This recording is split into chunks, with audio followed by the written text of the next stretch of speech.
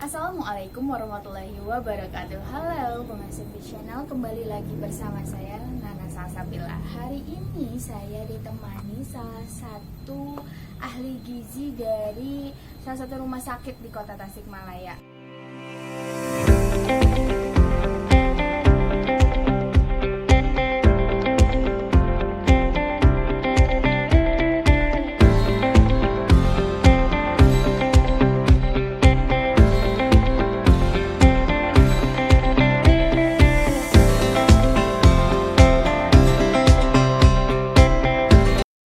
Bakal ngobrol-ngobrol lebih lanjutnya lagi mengenai yang terjadi saat ini ya, yaitu wabah pandemi COVID-19. Dan tentunya apa sih makanan asupan gizi yang terbaik nih untuk tubuh kita selama masa pandemi ini. Langsung aja kita ngobrol-ngobrol bersama Teh Candy. Ya, terima kasih Teh Salsa. Sebelumnya perkenalkan dulu ya, saya Candy Nurgajayanti, salah satu ahli gizi. Tadi seperti yang Teh Salsa katakan, salah satu ahli gizi di rumah sakit di Kota Tasikmalaya. Nah, ngomong-ngomong soal sekarang itu kan lagi musim lagi pandemi COVID ya, COVID-19. Jadi dimana kita harus benar-benar memperhatikan kesehatan kita, khususnya pola makan kita, agar gimana sih cara kita menjaga imun kita atau membangun kita biar tetap sehat ya Teh ya. Iya, betul gitu. sekali. Untuk sekarang itu kan di era sekarang itu udah mau memasuki new normal, dimana kan kita sudah lockdown ya beberapa minggu. Sekarang mulai lagi di kehidupan normal, tapi tidak usah takut selama kita menjalankan protokol dengan baik, menerapkan pola hidup sehat, makan makanan yang sehat, insya Allah kita bisa menjaga imun kita agar tetap sehat. Nah, bicara soal gizi, soal makanan di tengah era new normal ini, menurut saya yang harus kita perhatikan untuk gimana sih kita biar makan sehat, makan pola makan yang baik agar tetap meningkatkan imun kita. Yang pertama yaitu harus mengkonsumsi makanan yang beraneka ragam ya Teh ya. Nah, makanan yang beraneka ragam itu bukan harus banyak makanannya, harus misalnya nasi satu piring banyak, satu piring penuh, atau ikannya 2 potong, bukan seperti itu, tapi harus beraneka ragam. Kenapa harus beraneka ragam? Karena dengan kita makan atau konsumsi makanan yang beraneka ragam, zat gizi yang kita dapatkan akan beraneka ragam, akan banyak zat gizi yang masuk ke dalam tubuh kita. Kenapa kita harus perlu banyak asupan zat gizi? Nah, asupan zat gizi itulah nanti yang menjaga kita atau meningkatkan imun kita nantinya. Salah satunya yang paling penting itu semuanya penting, karbohidrat, protein, lemak, serat. Nah, kalau karbohidrat biasa kita dapatkan di makanan pokok seperti nasi, kentang, roti, itu sumber karbohidrat. Sumber protein itu di lauk ya, hewani, protein seperti misalnya kalau protein itu ada ikan, daging, bakso. Lalu di nabati itu seperti tahu, tempe. Nah, selain itu yang paling penting itu harus ada buah-buahan dan sayuran. Itu yang paling penting, buah dan sayur. Saat ini kita harus meningkatkan super banyak makan buah dan sayur. Nah, saya kasih contoh, misalnya dalam satu kali makan, dalam satu piring ya Teh ya, kita kan biasa makan satu piring tuh, misalnya bulatan, satu bulat piring ada nasi, lauk pauk, sayuran. Nah, untuk satu piring makan itu kita bagi dua, setengah piring. Nah, kita bagi lagi untuk porsi nasi dan sayur itu harus sama banyak. Jadi bagian nasi dan sayur itu porsinya sama banyak. Nah, kita sisakan 1/3-nya untuk lauk pauk dan buah-buahan. Jadi itu misalnya untuk satu piring makan kita gitu. Selain itu yang kita harus ingat, harus banyak konsumsi itu sumber vitamin A, vitamin C, dan vitamin E. Dimana sumber vitamin A ini penting sekali untuk mengatur imun kita, imun di dalam tubuh kita. Sumbernya itu banyak ya kalau di makanan itu, seperti makanan yang berwarna kuning seperti wortel. Makanya harus banyak konsumsi buah dan sayur untuk saat ini itu, seperti wortel, pepaya kalau di buah-buahan. Terus yang berwarna kuning aja pokoknya. Untuk vitamin A ya. Untuk vitamin A. Nah, untuk vitamin C itu sendiri, nah vitamin C itu sangat penting untuk meningkatkan atau untuk membangun imun. Jadi membentuk antibodi di dalam tubuh kita. Jadi kita harus cukup makan buah-buahan yang mengandung vitamin C itu kan banyak ya.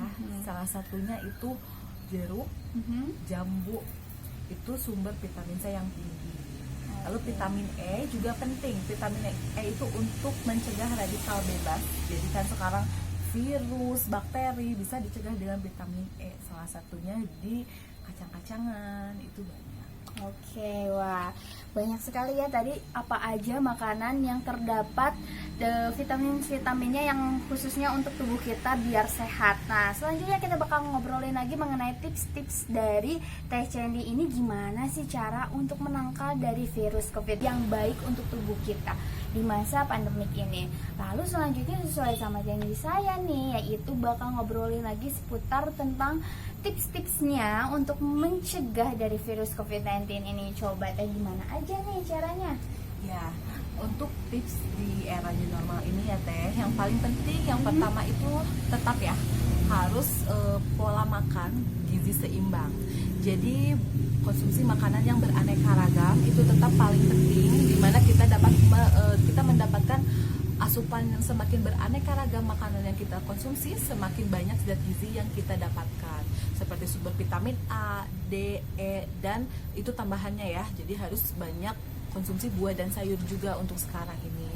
Nah selain itu dengan kita konsumsi beraneka ragam makanan, makan satu hari tetap 3 kali makan utama, 2 kali makanan selingan. Jadi jangan kita diet dulu lah, itu lupakan dulu. Kita tetap harus makan 3 kali, lalu banyak makanan yang bergizi, yang tinggi protein, itu yang paling penting, dan buah dan sayur. Yang kedua itu harus olahraga ya. Jadi jangan lupa untuk aktivitas fisiknya. Seminggu paling tidak kita 2-3 kali berolahraga. 1 kali olahraga itu 30 menit sudah cukup. Misalnya dalam frekuensi 1 minggu 4-5 kali. Jadi tidak usah yang berat-berat ya. Asalkan kita setiap harinya ada keringat yang keluar. Olahraganya seperti apa sih Teh? Misalnya kita jalan kaki setiap hari 15 sampai setengah jam, itu sudah cukup. 4-5 kali 1 minggu itu sudah sangat cukup. Jadi tidak usah olahraga yang berat-berat ya, seperti yang memakan waktu lama atau yang berat-berat, tidak usah. Tapi cukup dengan jalan kaki juga itu sudah bagus. Kalau saya ya biasanya saya sering senam, zumba misalnya 1 minggu itu 2-3 kali 1 jam. Itu bisa disesuaikan ya olahraga dengan aktivitas kalian sehari-hari. Tuh. Terus selanjutnya yang paling penting juga yaitu pola hidup bersih dan sehat, PHBS ya. Untuk PHBS itu sendiri yang paling penting itu cuci tangan ya. Nah, jadi kita harus cuci tangan dengan benar ya, yang 10 langkah cuci tangan itu yang menurut WHO. Selain itu kita harus hidup nggak jorok gitu ya. Jadi harus pola hidup bersih dan sehat, membawa tisu kemanapun, hand sanitizer kemanapun.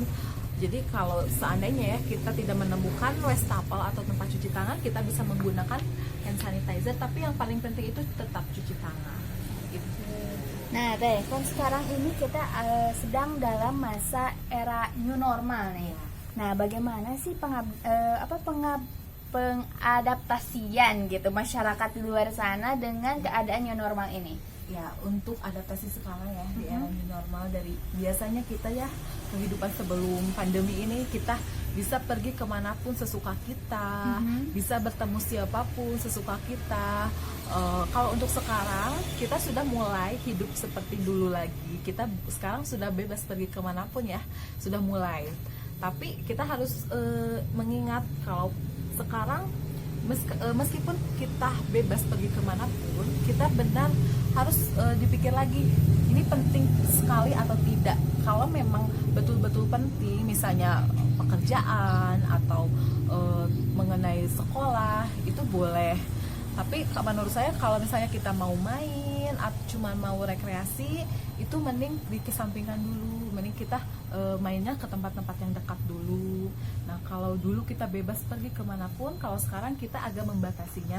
Meskipun sekarang juga sudah mulai dibebaskan ya pergi kemanapun.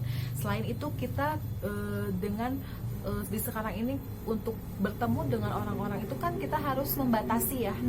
Meskipun udah boleh bertemu orang-orang, tapi tetap jangan terlalu berkerumun. Misalnya dalam ruangan tetap kita harus social distancing.